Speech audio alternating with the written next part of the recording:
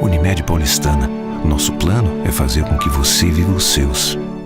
O projeto Fóruns Estadão Brasil 2018 é uma série de 6 debates públicos e cadernos especiais que tem como objetivo estimular a discussão analítica sobre problemas que afetam diretamente a vida das pessoas. A partir daí, levantar propostas que possam contribuir para o desenvolvimento do país e para a gestão dos governantes a serem eleitos em outubro. Já estivemos reunidos aqui para debater questões relacionadas à educação e à segurança. O material produzido sobre esses setores está disponível no site do Estadão. É só acessar www.estadão.com.br/Fóruns Estadão. Hoje, o tema de nosso fórum é saúde e contamos com a presença de especialistas em saúde pública e privada. Nas próximas edições, que acontecem até a segunda quinzena de setembro, abordaremos questões de infraestrutura, meio ambiente e agricultura. As datas das próximas edições estão projetadas no telão e estão na contracapa do bloco de anotações que os senhores receberam no credenciamento. Todos os debates são transmitidos ao vivo pela TV Estadão. Esse projeto conta com o patrocínio master da Caixa, patrocínio da Unimed e a parceria educacional do INSPER. Eu chamo ao palco o senhor Marcos Lisboa, vice-presidente do INSPER, para que nos conte um pouco sobre a parceria com o Estadão.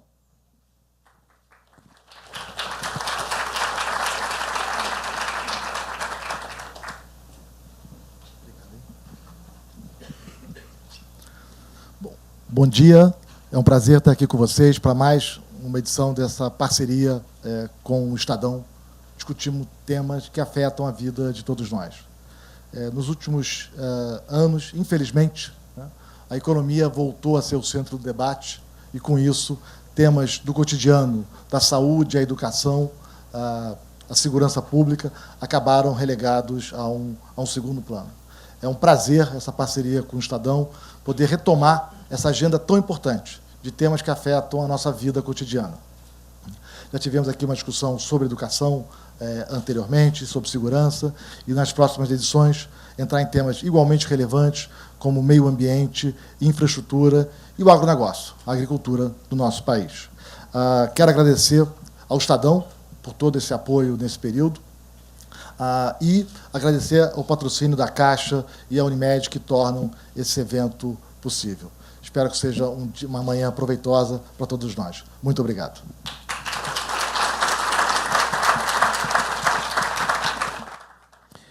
Obrigado, senhor Marcos. Eu chamo agora o gerente-geral da Caixa, senhor Nilson Alexandre de Moura Júnior, para que nos conte as razões que motivaram a Caixa a patrocinar o projeto Fóruns Estadão Brasil 2018.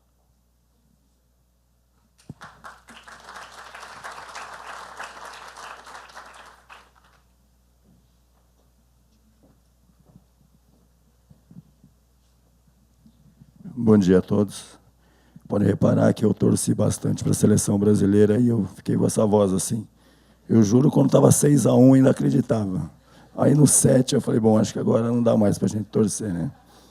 Aí começou a latino-americano, aí eu fui assistir Holanda e Argentina no estádio aqui, no Itaquera Stadium, que eu sou corintiano, não vou chamar aquele Itaquerão, né?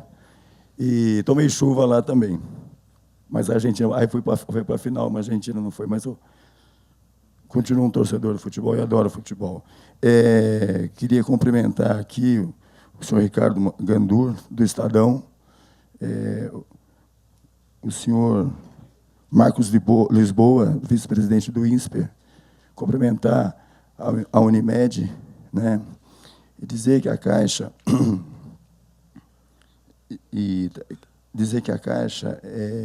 ela tem um orgulho, e para nós, empregados da Caixa, é um orgulho patrocinar um evento desse tipo, né?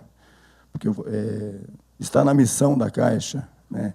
Como diz lá na nossa missão, assim, atuar na promoção da cidadania e no desenvolvimento sustentável do país. E por acreditar nesse debate, sairão soluções e projetos que beneficiarão a população brasileira nos próximos anos. A Caixa faz parte disso, ela acredita nisso, e por isso que ela investe nisso. Eu sou da Caixa, eu sou da área negocial da Caixa, estou aqui representando. Queria parabenizar a todos pelo evento. Muito obrigado.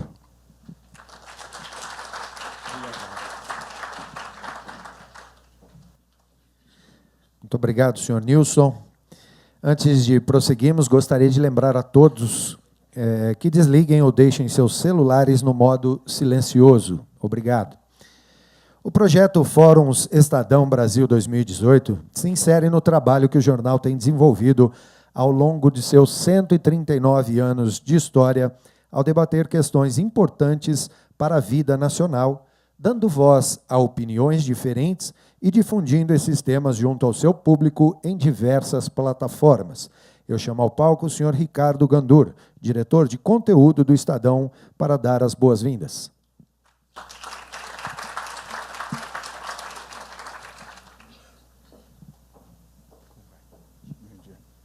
Obrigado, bom dia a todos. Vou falar bem rapidamente para deixar passar logo a bola para o que interessa, que são os nossos painéis de hoje, mas não queria perder a oportunidade de, mais uma vez, agradecer a parceria educacional com o INSPER. Marcos Lisboa está aqui. Muito obrigado novamente. E o apoio da Caixa e da Unimed, que torna possível esses eventos. A parceria dos Fóruns Estadão 2018 com o INSPER é mais do que saudável e complementar. Não é? Um veículo, um grupo que se dedica a disseminar informações, com um grupo que se dedica a produzir conhecimento e transmitir por meio da educação.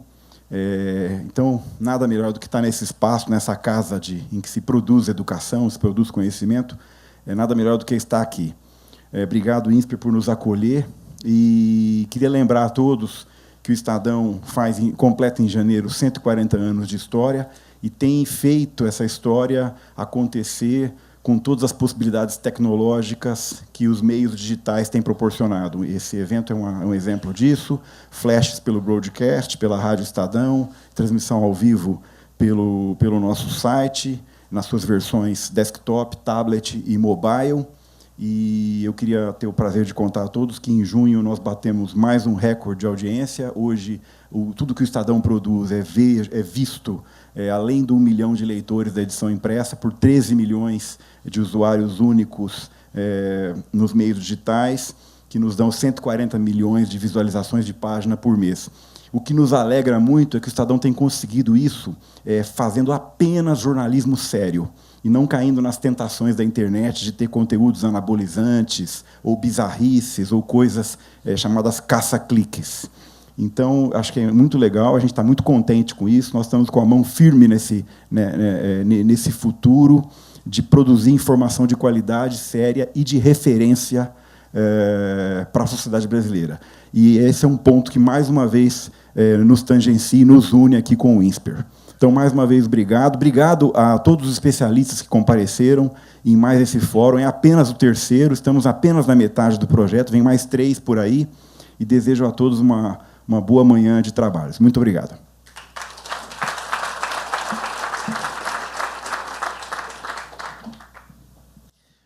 Obrigado, Gandur. Para iniciarmos os debates desta manhã, eu chamo ao palco Naércio Menezes Filho, coordenador do Centro de Políticas Públicas do INSPER, que será o moderador do primeiro painel desta manhã, cujo tema é Avanços no Sistema Público e os Desafios dos Próximos Anos. Naércio é professor titular do INSPER e tem PhD em Economia pela Universidade de Londres. Integra o núcleo Ciência pela Infância, dedicado ao desenvolvimento da primeira infância no Brasil. Possui vários artigos acadêmicos publicados em revistas nacionais e internacionais. Para compor este primeiro painel, eu chamo ao palco o senhor André Médici, que há mais de 30 anos se dedica a temas de economia e gestão de saúde, dentre outras políticas sociais. Participou do movimento de construção do SUS no Brasil e já ocupou cargos de direção na administração pública brasileira, no governo federal e no estado de São Paulo. Em Washington, desde 1996, tem participado de diversos projetos e iniciativas internacionais em assuntos relacionados à saúde. Chamo também o doutor Gonzalo Vecina Neto, que já atuou como secretário municipal de saúde de São Paulo, foi secretário nacional da Vigilância Sanitária do Ministério da Saúde, diretor-presidente da Agência Nacional de Vigilância Sanitária, Anvisa. É professor assistente da Faculdade de Saúde Pública da USP desde 1988 e, desde 2007, responde como superintendente corporativo do Hospital Sírio-Libanês. Enquanto nossos palestrantes se posicionam, passarei algumas informações sobre a dinâmica do debate. O Naércio fará uma breve introdução e passará a palavra aos debatedores. Cada um terá 10 minutos para uma breve contextualização. Ao final da segunda apresentação, será aberto o debate. As perguntas deverão ser feitas por escrito e entregues às recepcionistas que as encaminharão ao mediador ao longo do painel. Este primeiro painel terá duração de 1 hora e 20 minutos. Naércio, fique à vontade para iniciar o debate. Obrigado. Bom dia a todos e a todas. É um prazer recebê-los aqui no INSPER. Vamos começar, então, o primeiro debate a respeito da saúde no setor público, os avanços nos últimos anos e os desafios que temos pela frente. Para introduzir o tema, eu queria lembrar alguns pontos, até para fomentar o debate posterior, que é o fato de que a gente teve muitos avanços no Brasil, no setor de saúde, nos últimos 25 anos, vamos dizer assim. Desde da introdução do SUS, nós estamos fazendo 26 anos que o SUS foi implementado, e os indicadores mostram alguns avanços bem claros em várias áreas da saúde. Nós temos desde queda da mortalidade infantil nesse período, uma queda bastante impressionante nos últimos anos. Nós temos o atendimento de saúde em geral melhorando. Se a gente olhar os dados de pesquisas domiciliares, como a PNAD e a POF, nós vemos um aumento de consultas médicas, de realização de exames de mamografia, exames de colo do útero, principalmente entre os mais pobres. Então, isso acho que fica bastante claro que nós tivemos uma melhora acentuada nesse quesito. Vários indicadores mostram isso.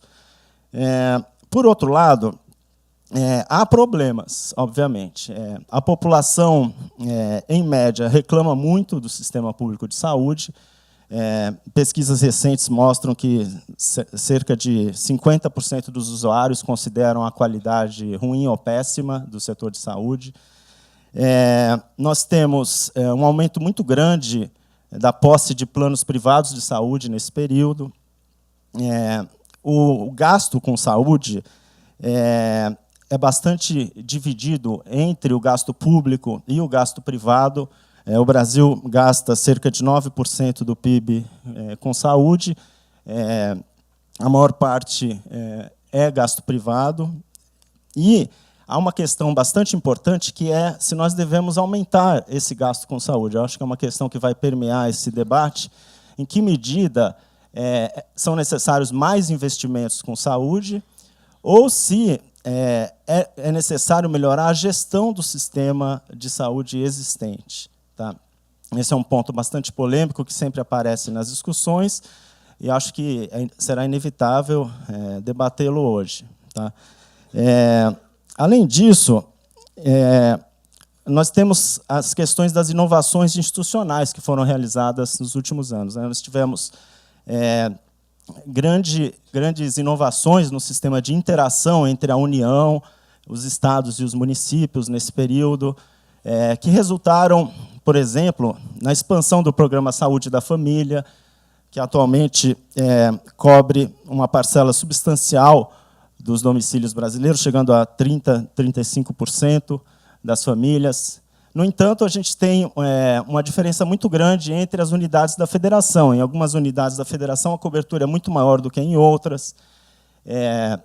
E alguns estudos acadêmicos apontam para a importância de programas como esse, como Saúde da Família, na diminuição de mortalidade infantil, de doenças infantis. Em que medida, outra questão possível de debate, a gente deve continuar expandindo o programa de saúde da família? Como podemos fazer para continuar a expansão desse tipo de iniciativa? E, de maneira mais geral, como devemos continuar inovando na relação entre a União, os estados e municípios, para melhorar ainda mais esses indicadores e melhorar a qualidade do sistema público de saúde, que eu acho que é um dos principais desafios que nós temos aí pela frente. Tá? Então, eu acho que são essas questões, algumas questões pontuais, que eu acho que a gente vai debater hoje. Agora passamos para a apresentação, começando pelo André Médici, depois o Gonzalo Vacina Neto, e depois, enquanto isso, os senhores podem encaminhar as perguntas para as recepcionistas, que a gente vai debater logo após as apresentações. Tá? Obrigado a todos. Bom,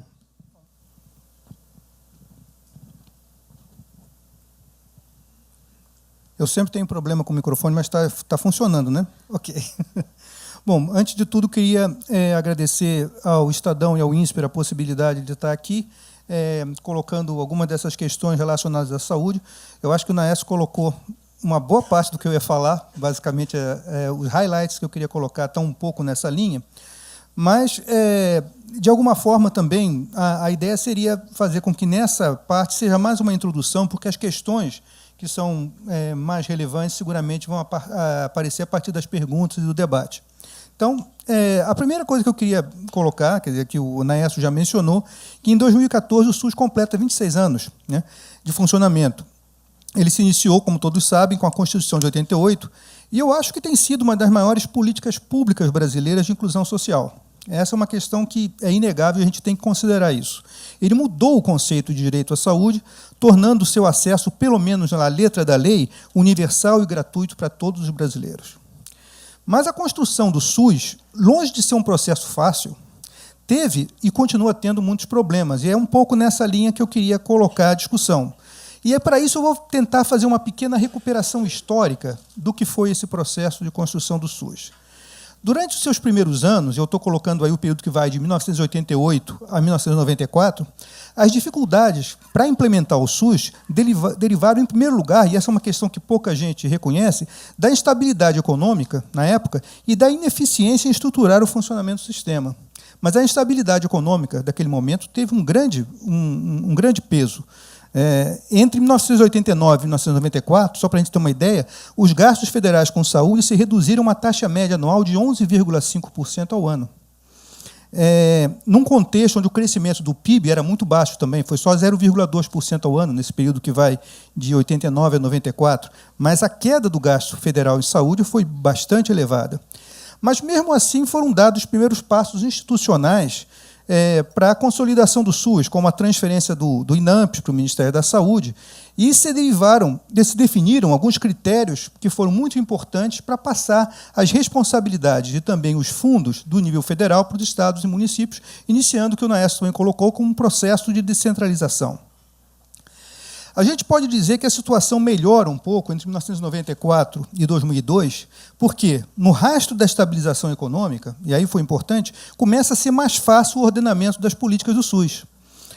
Entre elas, os programas de agentes comunitários de saúde e o programa de saúde da família, que foram dois grandes pilares para montar uma base específica de atenção da saúde, que não fosse só a base hospitalar.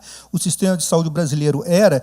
E acho que, em certa medida, ainda é muito hospitalocêntrico, e esse processo, de alguma forma, foi revertido, né?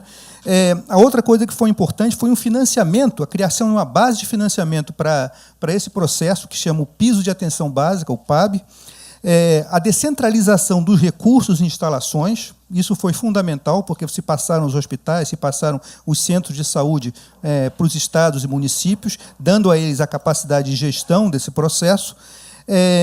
E o surgimento de novos modelos de gestão dos hospitais públicos. A gente tem que se lembrar que foi também nesse período, né, que vai entre 95 e 2002, que a gente teve o surgimento das organizações sociais, que foram um marco assim, em mostrar como se pode ter uma gestão privada de estabelecimentos públicos que é mais eficiente que a gestão normal dos hospitais.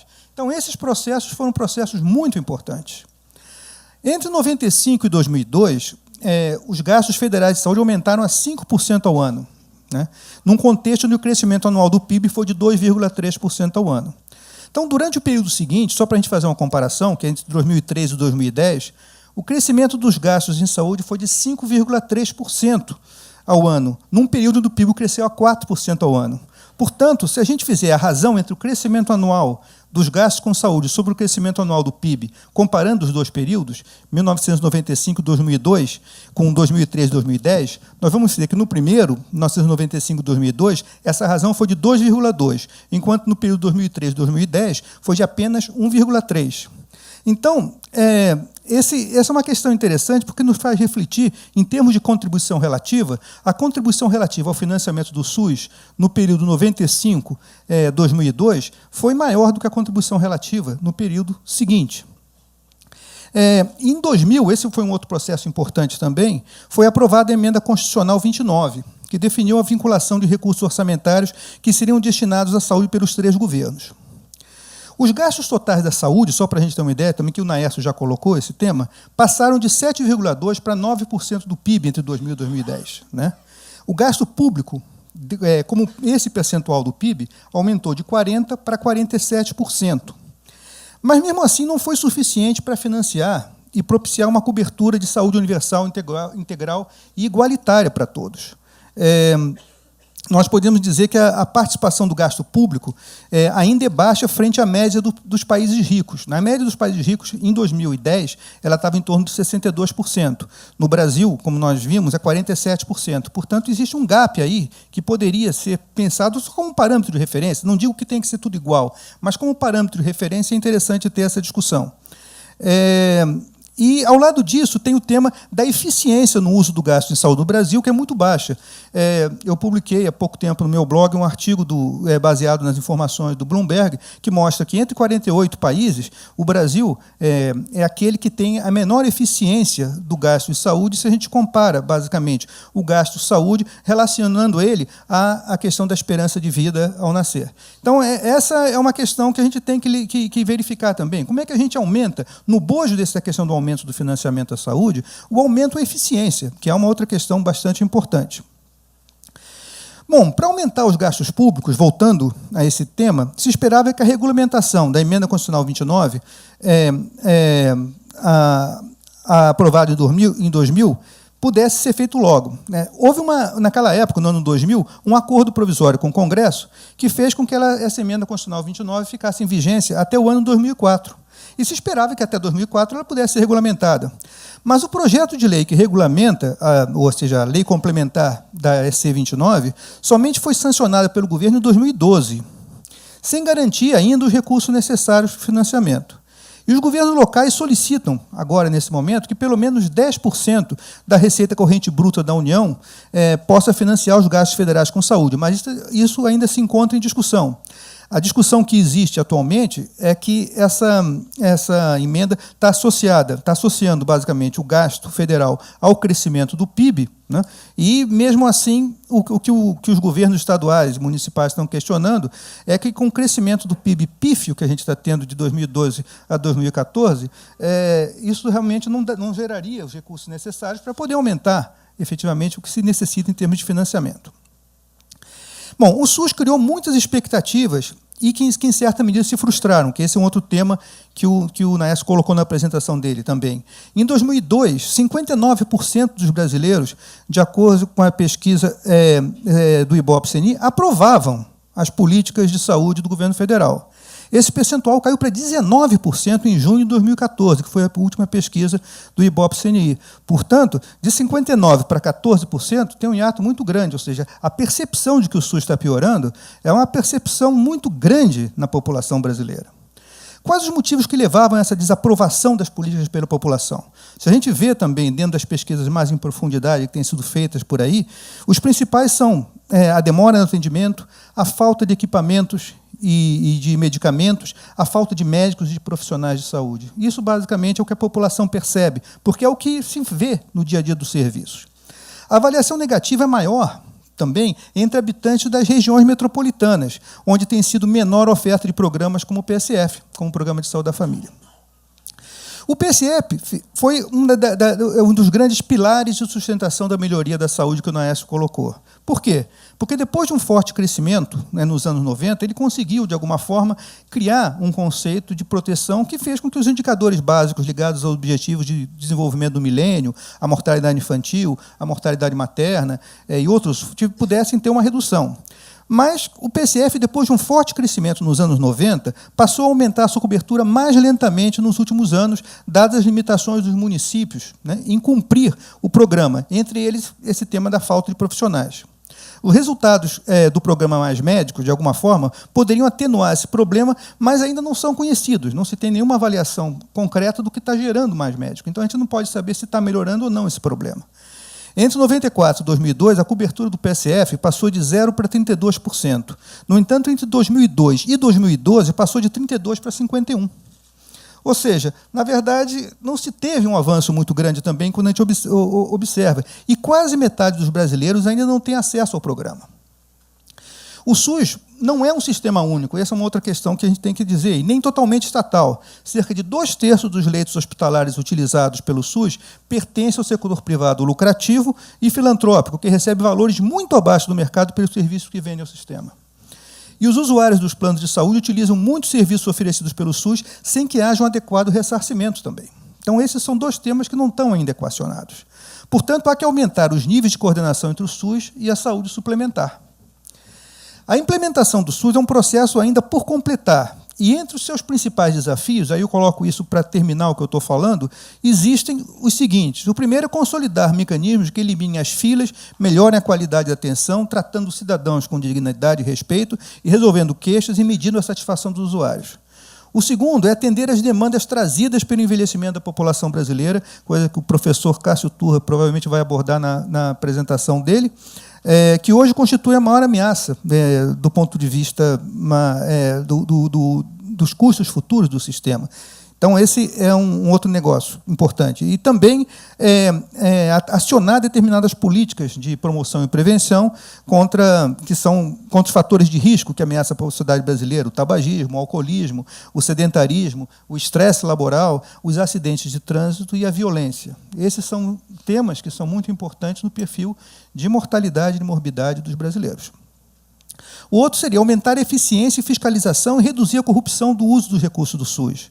É impressionante, por exemplo, as pesquisas que têm sido feitas basicamente pela AGU mostram que pelo menos metade dos municípios, numa amostra que eles fizeram, tinham problemas no mau uso do SUS. Mau uso, às vezes, por desconhecimento de regras, mas mau uso também pela própria corrupção do sistema. Então, esse é um tema que deveria ser pensado, né?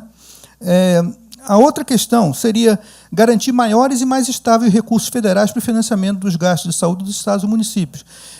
Eu acho que aumentou, como nós dissemos, aumentou muito os recursos de saúde, mas, na verdade, ao lado do tema da eficiência, tem que melhorar, faltam ainda recursos, e essa é uma questão que a gente tem que colocar sobre a mesa. Organizar o sistema através de redes de saúde que integram os serviços, desde a atenção básica aos hospitais, com oferta de medicamentos e exames complementares, e garantam a atenção primária como porta de entrada do sistema. E, pelo menos, tentar universalizar o PSF. Essa ideia de cobrir só metade da população não dá. A gente tem que ter, pelo menos, o PSF para a maioria da população brasileira. Desenvolver modelos alternativos de gestão dos serviços que permitam aumentar a autonomia gerencial, premiar a eficiência, porque essa é uma outra questão que não existe dentro do SUS, e remunerar estabelecimentos e o pessoal de acordo com os resultados alcançados. O SUS não tem nenhuma métrica de avaliação por resultados. Eles tentaram fazer o nível macro, com o ID-SUS, aquelas questões todas, mas isso não está ainda refletido, não chega ao nível micro, né? E essa é uma questão que deveria se pensar especificamente. Como fazer com que você tenha uma métrica de eficiência e uma métrica de pagamento e remuneração por resultados. E, por fim, aumentar o uso de tecnologias de informação e comunicação que permitam melhorar a gestão, o controle, a avaliação e atender de forma mais ágil e efetiva os cidadãos. Bom, só isso daí já dá muitos panos para a manga para a gente poder discutir, mas eu pararia por aqui. Aí depois a gente retoma algumas dessas questões no debate. Obrigado.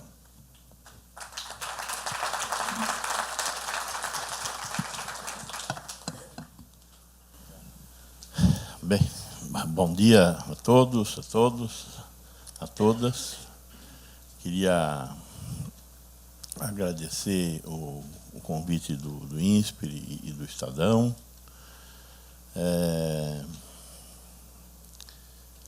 uma pequena brincadeira, não me leve a mal, Nelson, mas apesar do professor Isaías querer que eu fosse uma vacina, eu sou vecina.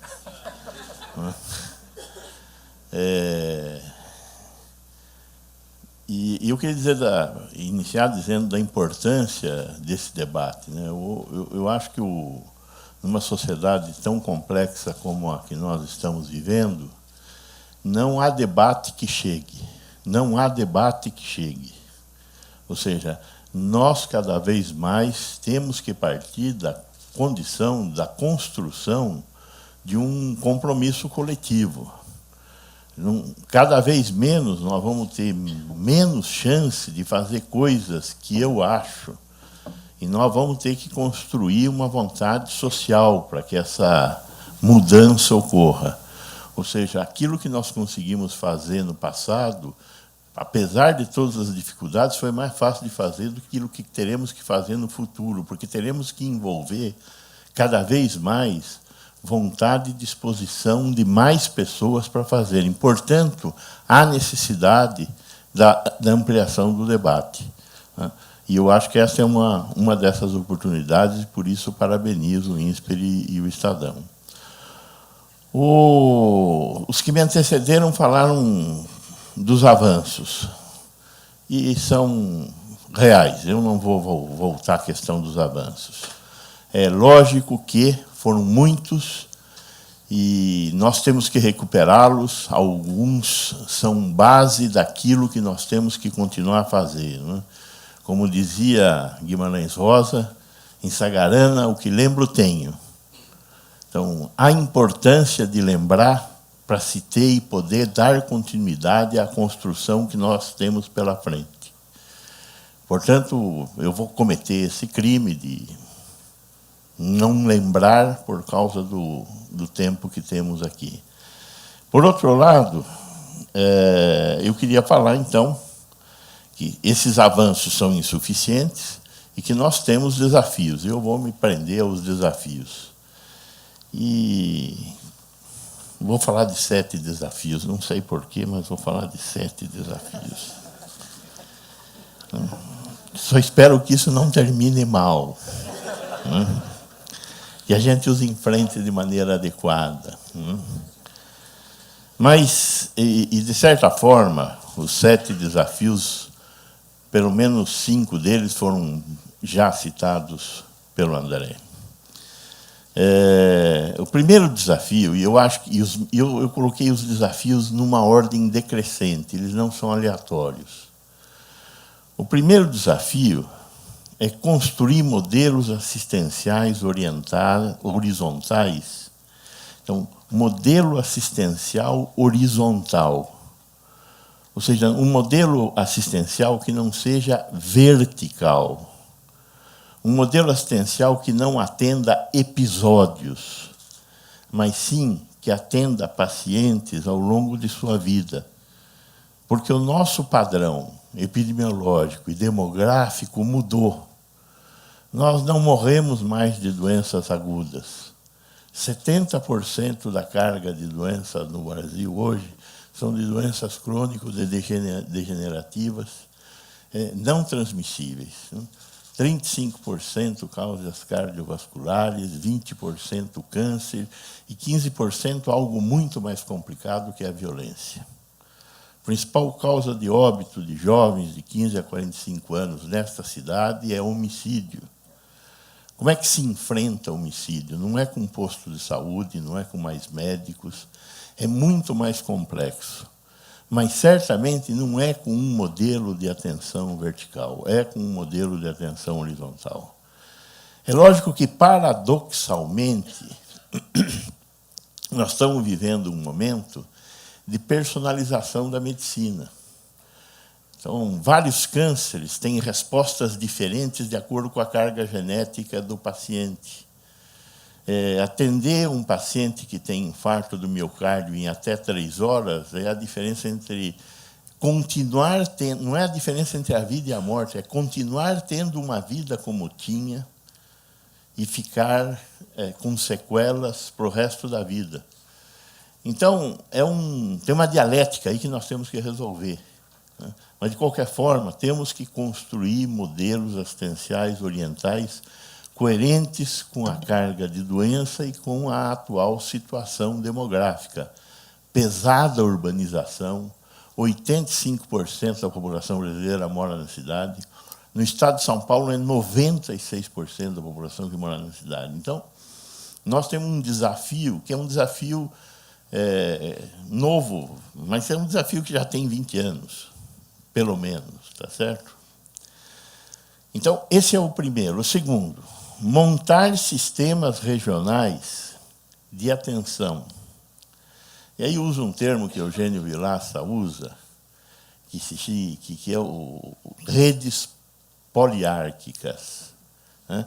É um negócio que parece sociologuês, ininteligível, mas a ideia é a seguinte: montar sistemas, tem primário, secundário, terciário, tem isso, aquilo, não dá, porque no Brasil nós não temos. Então nós temos que ter criatividade para, com o que temos, organizar uma rede que tem várias hierarquias.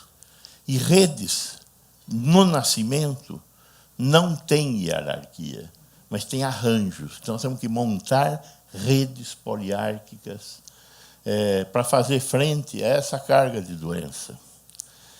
E ela tem que ser estruturada entre as esferas de governo e com um financiamento integrado.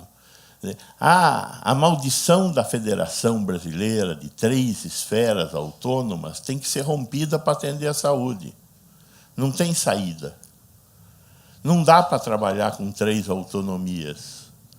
O município de São Paulo nunca terá uma melhor assistência à saúde do que a que tem hoje, que é muito ruim se o Estado e o município não se integrarem. Metade da rede do município é do Estado, metade é do município, do Estado. Quando o PSDB governava as 2 pontas, eles não se conversaram. PT e PSDB, então, nem queiram saber, porque eu vivi isso. É uma disputa. Não integra. 15% das internações do município de São Paulo são de fora do município de São Paulo. 70% da quimioterapia é de fora de São Paulo. E sem nenhum tipo de instrumento de planejamento de organização dessa demanda. A Secretaria tem uma central de agendamento, a Secretaria Estadual, a Secretaria Municipal tem outra. E o cidadão tem que se inscrever nas 2 e fazer uma loteria. E ganha quem tem mais mobilidade. Isso produz exclusão e não inclusão.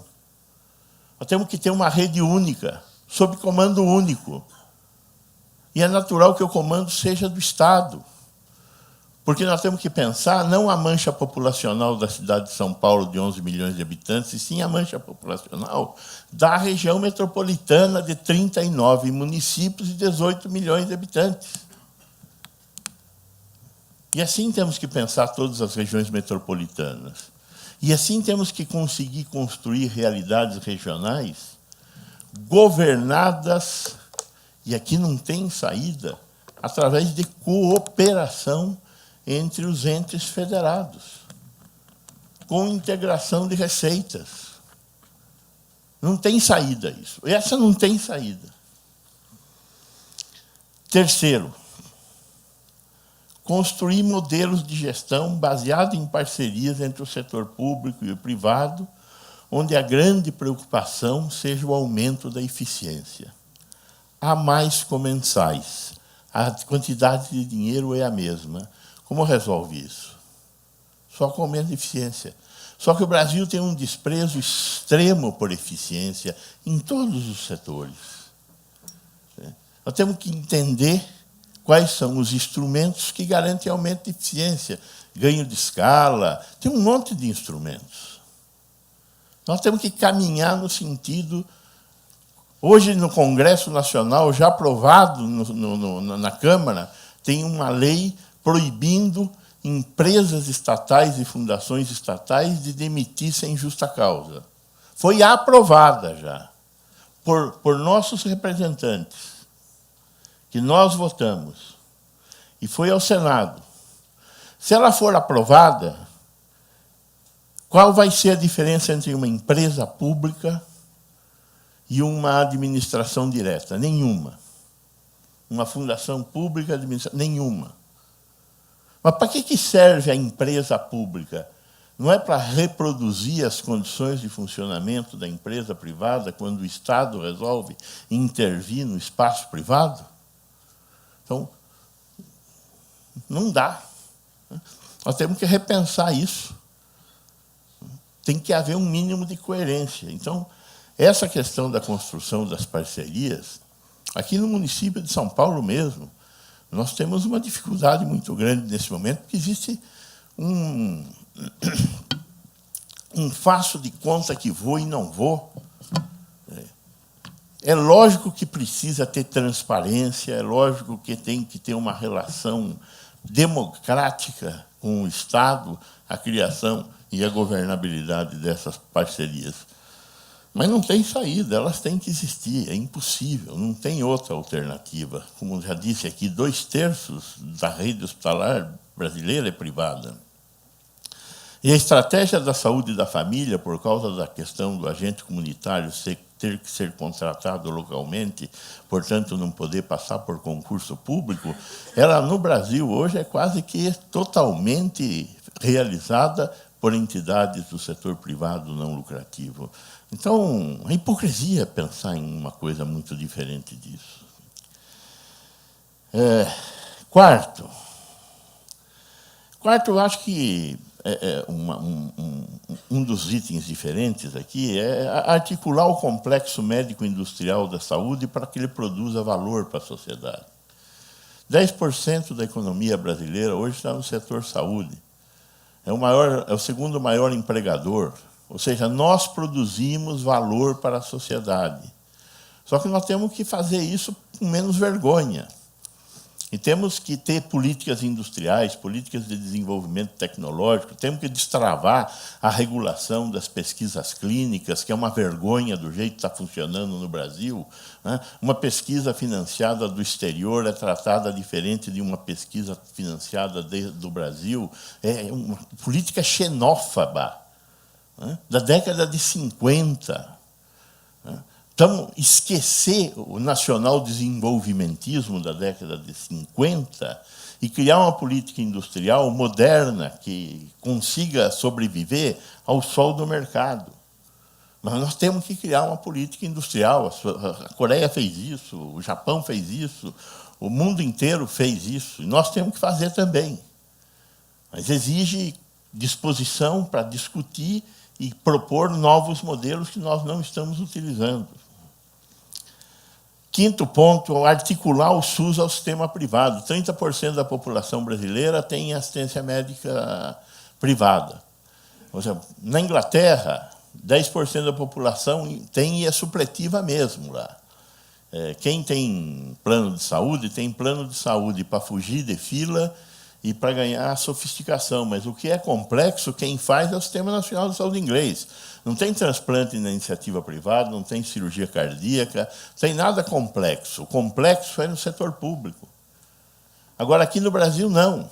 O volume de recursos que nós temos hoje na assistência médica privada é muito grande. São 50 milhões de brasileiros gastando 90 bilhões de reais contra os 210 bilhões das 3 outras esferas de governo para atender os outros 150 milhões de brasileiros. Então, não dá. Tem que articular essas duas coisas.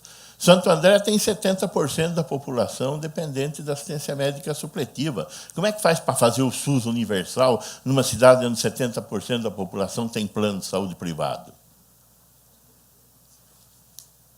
Tem que articular. Como? É uma discussão em aberto. Sexto, manter o aparelho formador sob regulação. Essa falta de médicos que nós temos hoje, temos uma falta de médicos real, e a falta de outros profissionais é muito menos importante, tem que ser atacada e tem que continuar sendo atacada. É um problema mais complexo esse, talvez a gente tenha a oportunidade de debatê-lo. E o último é a questão do financiamento. O sétimo, em ordem de prioridade, para mim, é a questão do financiamento. Todas essas coisas que o André falou são verdade.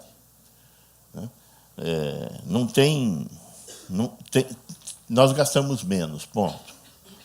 Esses desafios todos, eu chamo de desafios intersetoriais. É óbvio que os desafios extrasetoriais têm que ser enfrentados. Nós temos que aprofundar a nossa democracia, aumentar a inclusão social. Esse é o grande desafio, e a saúde pode participar disso, né?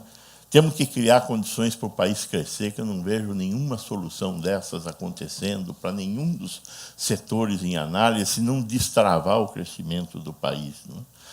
E temos que conseguir melhorar a articulação que deve existir entre os diferentes setores que atuam na área social, né? Porque muitos desses problemas são problemas intersetoriais e não intrasetoriais.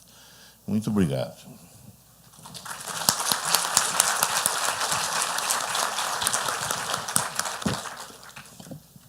Obrigado, então, pela a participação e a apresentação. Novamente, eu lembro aos participantes que as recepcionistas estarão passando para receber perguntas de vocês. Então, quem tiver alguma pergunta por escrito, pode entregar para elas, que elas trarão para mim. Já temos várias perguntas aí. Enquanto isso, vou começar com uma pergunta que tem a ver com a minha área de pesquisa. Eu trabalho mais com educação do que com saúde, né? E é muito interessante você observar os paralelos, que muitos dos problemas são semelhantes, na verdade, né? Em termos de a polêmica sobre gastos com educação, a regra de gastos nos municípios e na União. Mas, pelo que eu percebo, na saúde, você teve já algum tipo de mecanismos de incentivos nos municípios, né? Aqueles que aderiram ao programa Saúde da Família, por exemplo, têm uma maior fatia de recursos.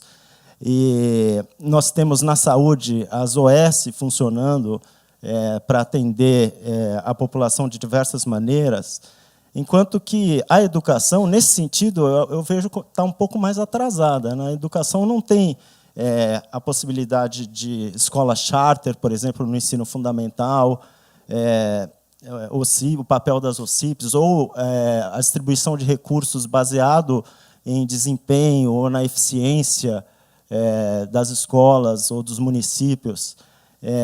E como vocês veem essa questão da interação entre a União e os estados e municípios? Será que uma maneira de garantir mais eficiência na aplicação de recursos seria enfatizar a meritocracia, a eficiência na hora de distribuir recursos da União para os estados e municípios, baseado em medidas de desempenho, como, segundo eu entendo, aconteceu já na saúde, mas não na educação? Vocês teriam porque é uma possibilidade de você aumentar os gastos, mas buscar eficiência, como foi levantado por vocês. Qual seria a opinião de vocês sobre isso? Eu acho que não dá para distribuir recursos de acordo com a capacidade. Eu acho que você tem que distribuir recursos de acordo com a necessidade. E aí você tem que acertar a questão do acerto, né? Quem erra tem que levar paulada, quem não erra não necessariamente tem que ser premiado com mais, porque os recursos são escassos, então não dá para tirar. O problema é que nós temos várias fantasias. Uma dessas fantasias são 5.600 municípios, né? Menos de 70% tem abaixo de 50 mil habitantes. Um município com menos de 50 mil habitantes é não planejável para a questão da atenção à saúde secundária e terciária. Pode fazer atenção primária, mas não. Nós temos hoje no Brasil 6.200 hospitais. Destes, seguramente 40%, 45% tinham que ser fechados, porque são hospitais inviáveis do ponto de vista assistencial e econômico, né? Então, o buraco é mais embaixo e precisa de mais articulação regional, né? Eu vejo que saúde e educação são diferentes e têm complexidades diferentes, portanto, essas soluções econômicas, e inclusive do ponto de vista gerencial, têm que necessariamente ser diferentes. Eu concordo com o que o Gonçalo está colocando, e basicamente eu queria talvez enfatizar um pouco como esse processo se deu. Eu acho que, na forma como foi formulado inicialmente o SUS não foi um projeto municipalista, vamos dizer assim. Ele foi um projeto que dava um pouco mais de poder aos estados na coordenação dos sistemas, e depois você tinha a descentralização da rede para os municípios.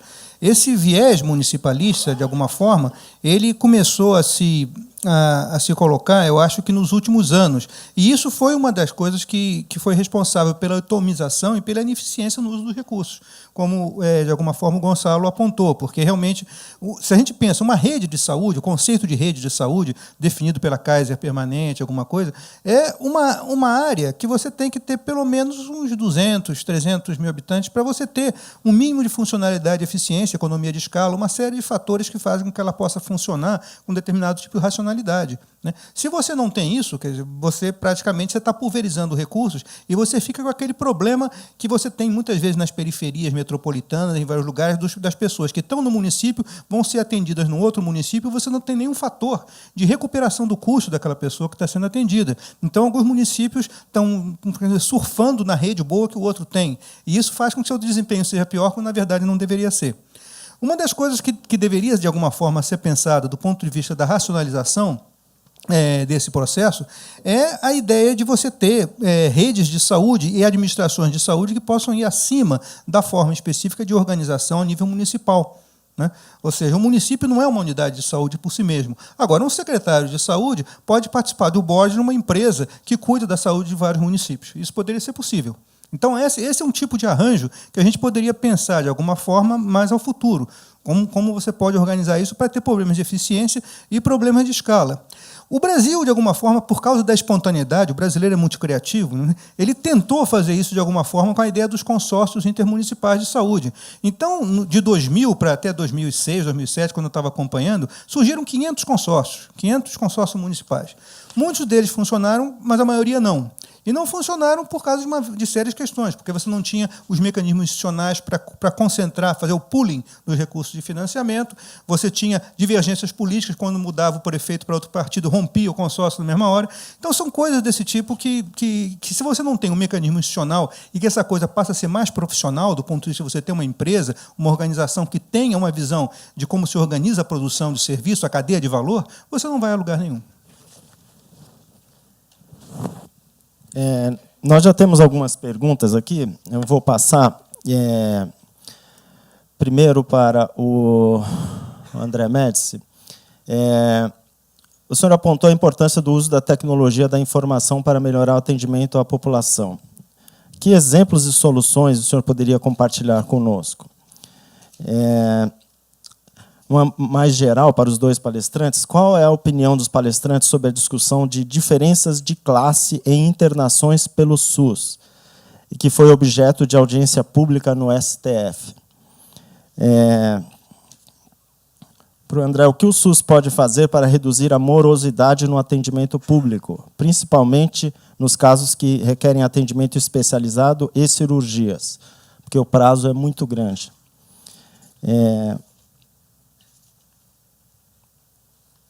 Vamos começar com essas, depois eu faço as perguntas para o Dr. Gonçalo. Ok. Bom, a primeira pergunta é mais específica ao conceito de tecnologia da informação. Olha, não existe hoje em dia, no mundo inteiro, saúdes ou seja, evolução do setor saúde que não esteja ligado ao tema da tecnologia da informação. Isso está associado a vários tipos de questões. A primeira é o tema mesmo de agendamento, de marcação de consulta, por exemplo. Por que você tem, em alguns lugares, filas e depois você deixa de ter filas? Porque você passa a ter um processo de organização e regulação da demanda através de tecnologia de informação. Então, com isso, as pessoas... e aí você tem que ter as redes, de alguma forma, montadas, elas têm que enviar as demandas, por exemplo, para uma consulta especializada ou para uma internação a um determinado centro que se chama Central de Regulação. Esse Central de Regulação tem a informação básica de todos os hospitais, de todas as unidades que podem fazer aquela internação, marca a consulta, acessa o sistema de transporte, também está informatizado, com isso você vai. Ou seja, o atendimento passa a ser basicamente imediato. Vários contextos brasileiros têm utilizado o sistema de informação já nessa linha da regulação da oferta. Então, a gente tem, por exemplo, o caso de Minas Gerais, que o Estado tem várias redes que estão utilizando, de alguma forma, o tema da regulação. Curitiba tem um bom exemplo de regulação da rede municipal. Enfim, essas questões já estão, de alguma forma, na prática. E tem dado algum resultado, não só no Brasil, mas a nível mundial é muito grande. Eu acho que com isso eu respondo um pouco a segunda pergunta, que é a questão da agilização, né, do cuidado. Eu acho que você tem um processo de agendamento eletrônico, e se esse processo, de alguma forma, passa pela informatização, isso vai ser muito importante. Mas eu diria que a informatização vai mais além disso, porque ela é uma ferramenta gerencial para todos os hospitais. Quer dizer, a gente tem no Brasil uma cultura de que o hospital é uma coisa que não tem custo, que você não tem uma medição disso. Por quê?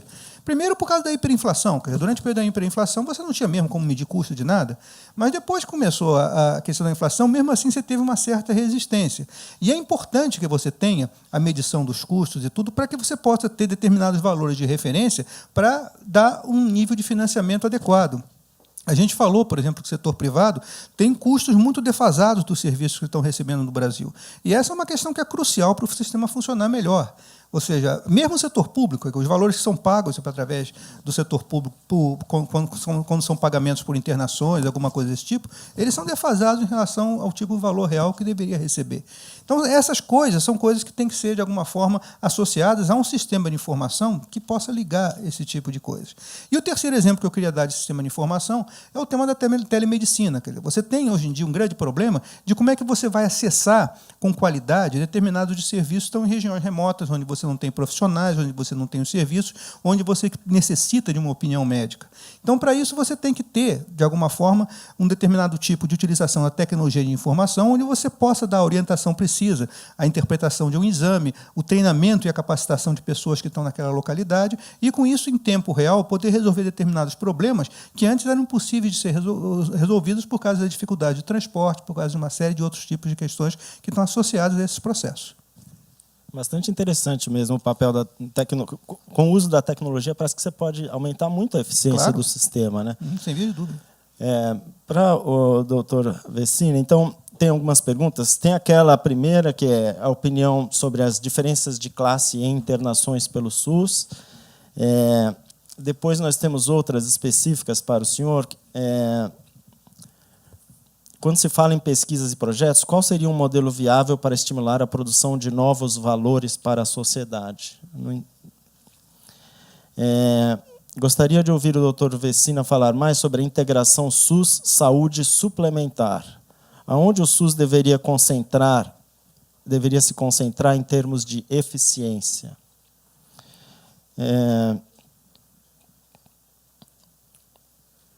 Foi dito que 2/3 dos leitos são realizados em rede particular. Considerando que o SUS não remunera adequadamente esses hospitais, e também aliado à ineficiência da gestão pública, o modelo de ampliação da rede pública é fundamental.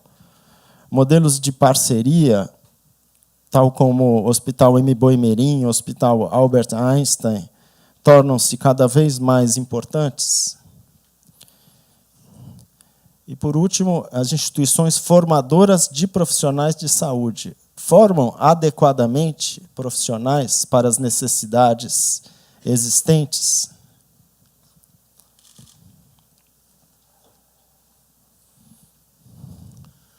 Bem, nenhuma pergunta é fácil, né? Mas vamos lá. A questão da diferença de classe é assim como você, naquele jogo de palitos, né, você pega aqueles palitos, solta assim, depois vai tirando um de cada vez. É como tentar resolver o problema tirando um palito. Não dá. Nós temos que olhar para o problema como um todo. Então, esse negócio de criar a diferença de classe resolve o problema de alguém, mas não resolve o problema do SUS. Então, não é a solução. A questão da pesquisa, nós temos que destravar a pesquisa clínica. Nós temos hoje um modelo razoavelmente interessante de financiamento de pesquisa no Brasil, pegando a rede das FAPESPs nos estados, o CNPq, a FINEP, os fundos setoriais. Eu acho que hoje nós temos, pode até não ter dinheiro suficiente, mas tem uma quantidade de recursos interessante à disposição dos pesquisadores. Agora, as pesquisas estão absolutamente travadas pela Anvisa, né, que Deus me perdoe, mas pela Anvisa, né, um desastre, porque ela tenta agir como o FDA sem ser o FDA. Então, não dá, tenta agir como a EMA sem ser a EMA. Né? Nós temos que ter um pouco de, né, noção de propósito aí. Né? E a CONEP. Né? A CONEP virou um órgão religioso de controle de pesquisas. Ponto. É um órgão religioso. Se cair lá uma pesquisa sobre aborto, não será aprovada. Então, não pode ficar na mão do Conselho Nacional de Saúde, tem que ficar na mão de entidade voltada para a ciência. E nós estamos felizes com isso. Nenhum presidente, desde Fernando Henrique, quis aceitar esse desafio. Nenhum ministro, desde o Serra, que eu vivi, quis aceitar esse desafio. Foi fundamental para a construção de um projeto mais ético de pesquisa no Brasil. Foi fundamental. Só precisa mudar. Passou. O mundo mudou. Precisamos rediscutir isso. Então, a questão da pesquisa está precisando de um modelo regulatório melhor. Essa questão da estabilidade jurídica é um dos grandes problemas da construção da democracia brasileira, sem sombra de dúvida. Né? Integrar o SUS com a saúde suplementar. Veja, não dá para responder em 5 minutos, mas nós temos que enfrentar essa discussão. Quem faz o quê, como? Alta complexidade. Hoje o SUS já faz a alta complexidade, sem isso estar escrito. Como é que faz o financiamento dessas duas coisas? Como é que se cruza esses financiamentos? Porque o grande medo que nós, sanitaristas, temos da integração AMS-SUS é que isso gere mais exclusão. Quem tem mais vai ter mais e quem tem menos vai ter menos, porque quem tem mais tem jeito para ter mais. Veja a questão da judicialização. Quem é que tem acesso à judicialização? O pobre? Não é o pobre. Se você pegar os 800, 900 pacientes que tomam imunoglicerase no Brasil, é provável que não tenha nenhum negro pobre entre eles. Por quê? Porque não tem acesso à judicialização. Quando você olha para a mortalidade materna no Brasil, nós temos uma mortalidade materna de 56 mães por 100 mil nascidos vivos. Entre as pretas, ela é de 260 por 100 mil nascidos vivos. Não existe fator genético que explique isso. Isso é exclusão social. Então, quando nós estamos falando de que nós temos 90 bilhões aqui na assistência médica supletiva e 210 no setor público, para atender 50 milhões, outro para atender os 200, em tese, nós temos que pensar em como integrar isso. Tem que ter uma inteligência capaz de fazer isso. Só que temos que discutir. A questão dos 2/3 de leitos, as parcerias são fundamentais. Não tem como. Agora, as parcerias têm que ter transparência. Então, tem que demonstrar para a sociedade que 100% do dinheiro que o Einstein recebe para administrar o MBOI está indo para o MBOI e não para atender os pacientes do Einstein. Que 100% dos dinheiros que o Sírio-Libanês recebe para administrar o Hospital do Grajaú está indo para o Grajaú. Não tem cabimento em um tostão que seja para atender um paciente aqui na Bela Vista. Então, tem que ter transparência isso, é isso que tem que ter. E o resultado, né? Tem que mostrar que faz mais, que faz melhor, é isso. E isso não é impossível de fazer. Agora, não acreditar nisso a priori, que é o que acontece hoje com uma parte de quem pensa saúde no Brasil, é uma ignorância ideológica. A ideologia é fundamental, não existe vida sem ideologia. Mas ela não pode ser burra, ignorante, dogmática, principesca, como ela está sendo. E a última questão, a questão da formação. Vou fazer um comentário. Eu estive visitando o sistema de saúde de Barcelona. É todo ele público, gerenciado de forma privada. O médico, tempo integral, na atenção primária de Barcelona, ganha 5 mil euros por mês. A enfermeira ganha 3 mil euros. O médico que eu levo lá para o Grajaú, na região sul da cidade de São Paulo, está ganhando quase 20 mil reais. A enfermeira ganha 3 pau.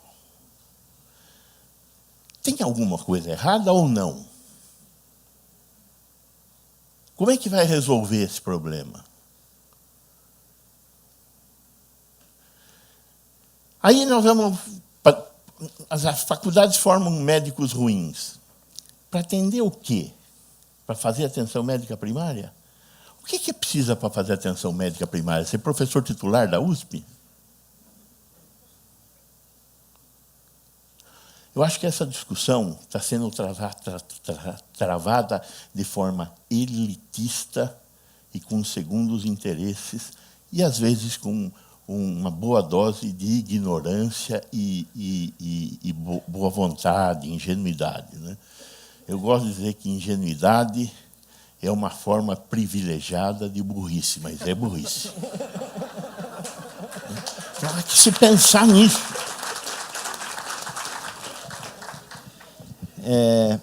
Mais algumas perguntas, André? Há espaço para reverter a municipalização da saúde? Como os municípios conseguem manter 15% do orçamento para a saúde?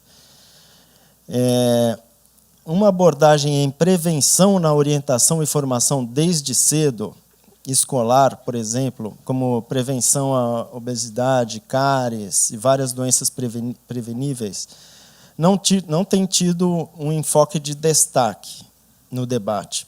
Por quê? Por que não fazê-lo? Um foco na prevenção. E tem uma pergunta mais direta aqui. Planos, ideias, tentativas sempre tivemos e temos. Como, na prática, o setor de saúde pode ajudar a aprovar leis mais coerentes, organizar melhor a saúde e fiscalizar o setor? A autorregulação seria viável como método, conceito complementar?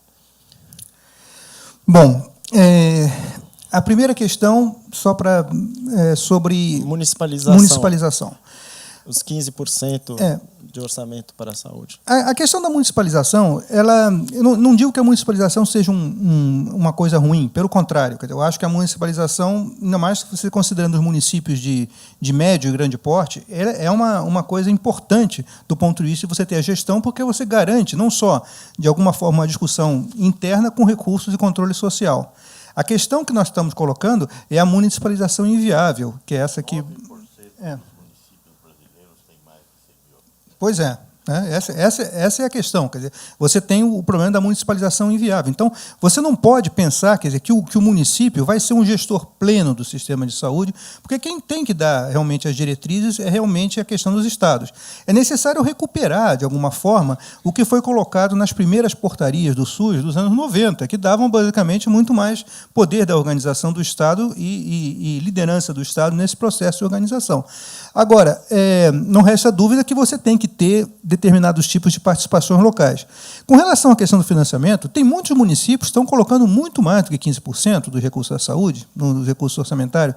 Agora, há que também avaliar como é que esse processo tem sido feito, porque, por exemplo, hoje em dia, a nível municipal, que alguns municípios conseguem ter uma certa conivência dos tribunais de conta com relação à avaliação e à fiscalização dos recursos que eles estão gastando. Então, por exemplo, você considera, teve vários casos que aconteceram nos últimos anos, de você considerar os recursos que você estava gastando no Bolsa Família como recursos considerados como recursos de saúde, recursos da construção de estádios como recursos considerados de saúde. Ou seja, esse tipo de permissividade é uma coisa que tem que acabar. Você tem que ter um conceito de saúde, que em certo sentido você já tem, que seja cumprido, basicamente, ao nível da fiscalização e que evite as irregularidades que estão sendo utilizadas ao nível da questão dos recursos.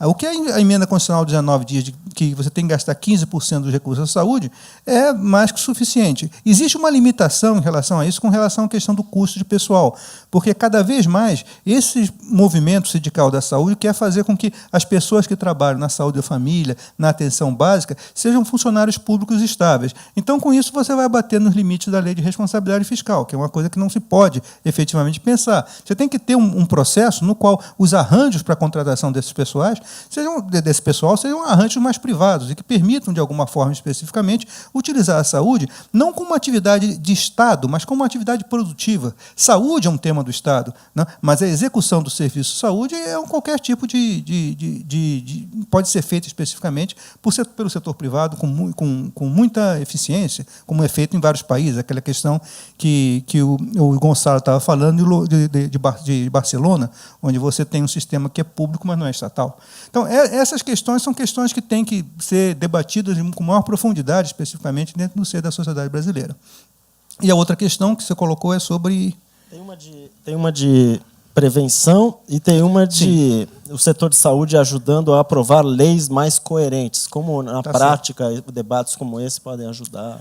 Bom, a questão da promoção e prevenção, ela tem dois aspectos. O primeiro aspecto é a questão de como é que você coloca isso dentro das faculdades, dentro das escolas de saúde, dentro das escolas de medicina, que eu acho que, de alguma forma, o Gonçalo, que é médico, pode me dizer isso melhor, os currículos já estão evoluindo um pouco mais nessa linha. Então, eu já não vejo mais um grande tema em relação a isso.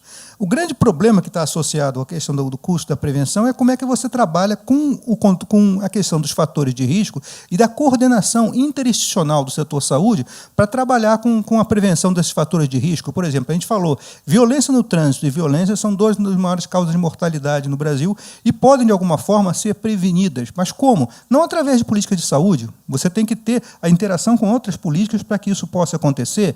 A mesma questão do tema da administração do estresse e dos riscos que estão associados à saúde do trabalhador, que tem que ser articulado através de políticas que estão associadas ao ambiente do trabalho. Você tem vários fatores, quer dizer, o tema específico de você ter nas cidades mais locais para as pessoas praticarem exercício, mais tempo livre para poder fazer isso, porque isso previne o tema específico das enfermidades crônicas. Então, isso deve ser pensado também como política de saúde. Política de saúde não é uma questão única da Secretaria de Saúde ou do Ministério da Saúde. Ela é uma política de todos os ministérios. Agora, tem que haver um nível de articulação para que se possa ser feito dessa forma. E isso no Brasil não é pensado. Eu acho que, por exemplo, na Inglaterra, isso começou a ser pensado, por exemplo, em outros âmbitos, através de um prêmio Nobel de Economia, que foi o Amartya Sen. Ele que colocou, basicamente, essa discussão, e que você queria discutir o tema da saúde em outros âmbitos, e não só no âmbito da saúde, quer dizer, através de algumas discussões internas que teve na reorganização do NIH, do Sistema Nacional Inglês. Então, esses são coisas que têm que ser pensadas num sentido um pouco mais amplo. E a gente fala muito em termos da educação, aí só para pegar o tema da educação, agora como dizer assim, alfabetização financeira. Isso é uma coisa que nos Estados Unidos está na moda, porque um dos grandes problemas é que na sociedade americana, hoje em dia, as pessoas se endividam muito e, com isso, elas não têm capacidade de sobreviver depois e falham nas suas vidas, passam a ter crédito negativo. Então, eles começaram a criar, dentro das escolas primárias, um conceito de alfabetização financeira. Desde os primeiros passos, as pessoas passam a saber o que é poupança, o que é taxa de juros, como é que você economiza, como é que você racionaliza o seu orçamento doméstico. A mesma coisa devia ser feita com promoção e prevenção da saúde, né? Ou seja, desde a mais tenra idade, os jovens têm que começar a saber que, no futuro, eles vão ter determinadas coisas que vão ameaçar a sua saúde e chegar na sua casa e falar a mesma coisa para os seus pais. Então, esse tipo de questão deveria estar no currículo, porque hoje em dia os currículos são muito ligados ainda a conteúdos muito tradicionais, mas não para conteúdos que estão associados a como você poder saber e levar a vida adiante. Então, eu acho que essas questões são importantes. Com relação ao tema de como fazer com que se possa ter leis mais efetivas, eu acho que o grande recurso para a gente trabalhar com isso não é o recurso da mobilização social, né? O problema é que a sociedade brasileira ela se mobiliza para determinados tipos de de questões, e o tipo de sistema político que a gente tem não favorece com que as pressões que vêm, né, da sociedade, que seria um pouco mais organizada, possam passar para os meios legislativos, né? E você tem grande tema de conflitos de interesses, e interesses que fazem com que essas votações sejam feitas, muitas vezes, fora daquilo que, efetivamente, a lógica e a boa regra pensa. Então, eu acho que uma relação mais forte dos movimentos sociais com o legislativo seria, efetivamente, o caminho para poder avançar um pouco nessa linha. Obrigado. Doutor Vecina, acho que seria interessante a gente ouvir também a sua opinião sobre esses mesmos assuntos, ou seja, a abordagem na prevenção, na orientação e formação desde cedo, em que medida pode ser determinante para a melhora, como o setor de saúde pode ajudar a aprovar leis mais coerentes, e se a autorregulação seria viável como método e conceito complementar, e a questão da municipalização também. Se os municípios devem e podem manter 15% do orçamento para a saúde. A questão dos municípios, ela tem que ser entendida. O município, historicamente, na questão da assistência à saúde, não tinha função no Brasil, exceto a fazer assistência à emergência. Foi a partir do processo de industrialização e da urbanização que, principalmente nos municípios mais desenvolvidos, a população pegou o prefeito pelo pescoço e começou a exigir serviços ali. Então, quando você olha para que municípios começaram a fazer saúde no Brasil, foi Londrina, foi Campinas, foi Niterói, foi Montes Claros. Por quê? Porque são cidades que começaram a ter esse movimento do campo para a cidade no final dos anos 60 e início dos anos 70, com a política de substituição de importações e industrialização, né? Então, se começa o processo de urbanização. E aí não tem assistência à saúde, porque o Estado não está lá, o governo federal não está lá. E aí quem está lá? Está lá o prefeito, né? Você começa a votar nos prefeitos e tal, depois que a Revolução voltou a permitir eleições nos municípios com mais de 200 mil habitantes. E aí, então, o prefeito estava à mão. E aí as cidades começaram a participar da assistência à saúde. Essa foi a evolução, né? Então, o município começou a ter presença. Aí, nos anos 90, quando o Collor é bloqueado pelos estados, politicamente bloqueado pelos estados, o Alceni dá o pulo e começa a se relacionar diretamente com os municípios, transferindo recursos, Fundo Nacional, Fundo Municipal de Saúde, porque havia um bloqueio dos estados. Nesse momento, os estados perdem a sua função gerencial, porque até então quem gerenciava a assistência eram os estados. Aqui em São Paulo nós tínhamos CRIS, né, as comissões regionais intergestores de saúde em todo o estado. Tinha lá os escritórios regionais de saúde, os ERSAs, 62 ERSAs, mas isso tudo, no governo Collor, passou por um processo de desconstrução. E aí a economia passou por um processo de badernização por causa da inflação, e aí nós começamos a reescrever a história, mesmo sem perceber o que é que tinha já acontecido, o acúmulo que já existia. E agora temos esse negócio de uma municipalização autárquica. Nós temos que sair da municipalização autárquica. Os 15% a mais ou a menos não vem ao caso, porque quem precisa está gastando mais. São Paulo está gastando 20%, tem cidade aqui no estado que está gastando 30% com assistência à saúde. Agora, o que precisa é de coordenação, essa que é a questão. Com relação à questão da prevenção primária é um desafio mundial. Essa questão de promoção e proteção da saúde. Promover a saúde, ter mais saúde, proteger a saúde, impedir que a doença chegue. Esse é um problema mundial. Nós conseguimos fazer as pessoas fumarem, não conseguimos fazer as pessoas terem hábitos saudáveis. Então, como é que usa o marketing para fazer esse negócio? Neste momento, estamos discutindo a questão do alimento. Pode fazer propaganda para a criança? Até onde a autorregulação segura propaganda para a criança, para que a criança não tenha maus hábitos, que são desejáveis do ponto de vista do consumo, mas não são desejáveis do ponto de vista da saúde. Essa é uma discussão da hora. E não tem resposta boa em lugar nenhum do mundo, porque o econômico e o sanitário se entrechocam aí.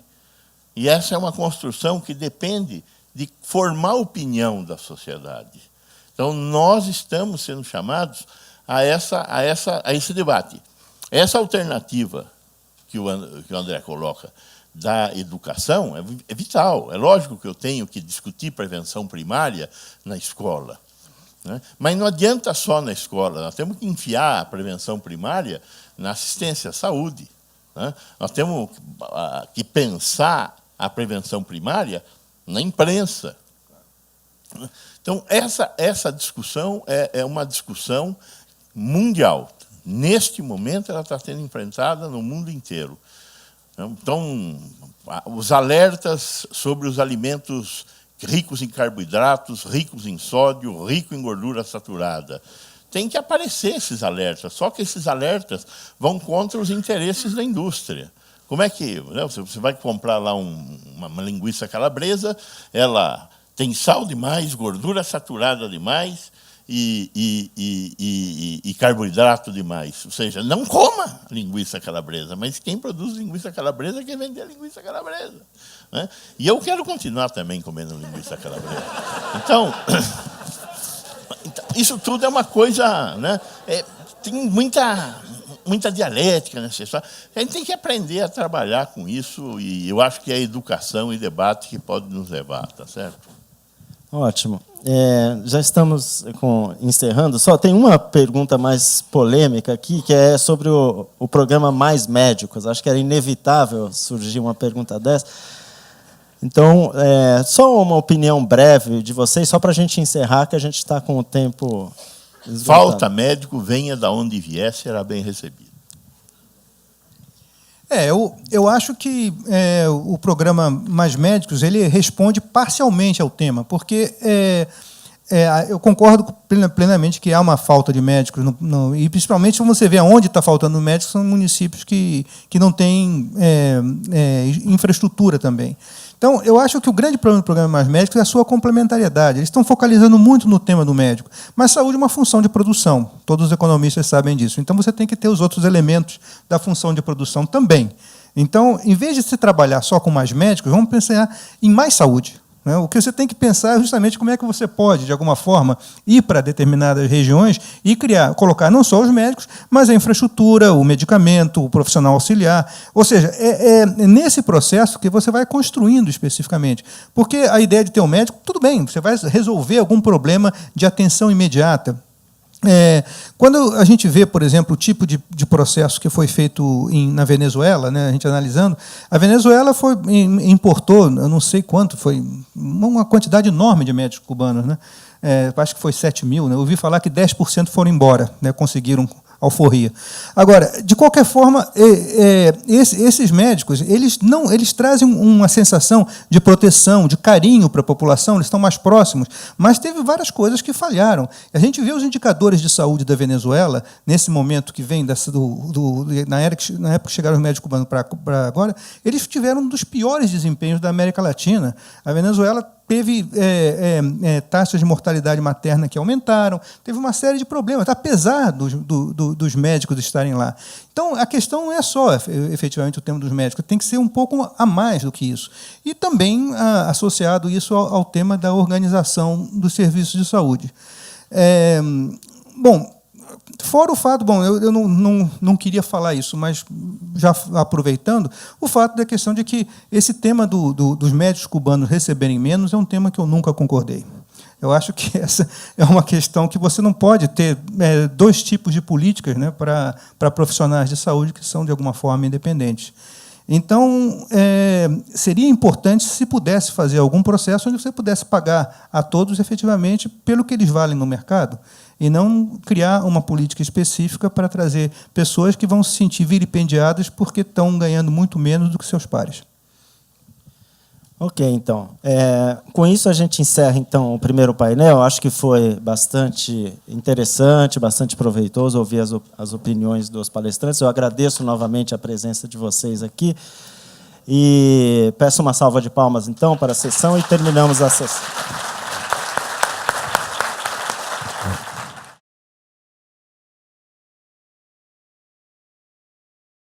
Unimed Paulistana. Nosso plano é fazer com que você viva os seus.